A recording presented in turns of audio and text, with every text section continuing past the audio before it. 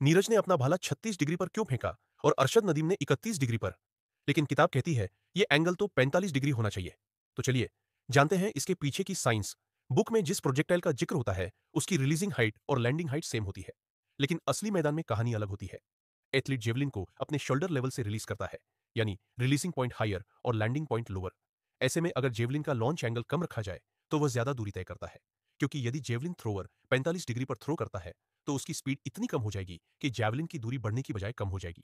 इसीलिए थ्रोअर ऐसा angle select करता है जिसमें स्पीड भी ज्यादा हो और एंगल का भी एडवांटेज मिल सके। ठीक उसी प्रकार बास्केटबॉल में फ्री थ्रो के समय रिलीज पॉइंट करीब हेड लेवल होता है, लेकिन टारगेट यानी बास्केट ऊपर होता है। मतलब लो रिलीजिंग पॉइंट और हाई लैंडिंग पॉइंट।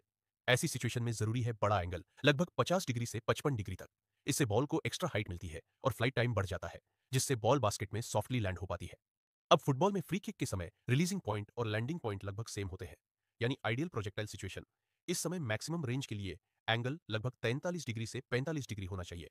आर्चरी और शूटिंग जैसे गेम्स में भी रिलीजिंग पॉइंट और लैंडिंग पॉइंट लगभग सेम रहता है।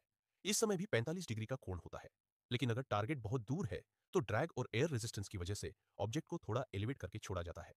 मतलब 45 डिग्री से कुछ ज्यादा एंगल पर, ताकि वह सटीक टारगेट तक पहुंच सके। ऐसी और भी स्पोर्ट्स से जुड़ी रोचक जानकारियों के लिए स्पोर्ट्स बाइट्स को सब्सक्राइब करें।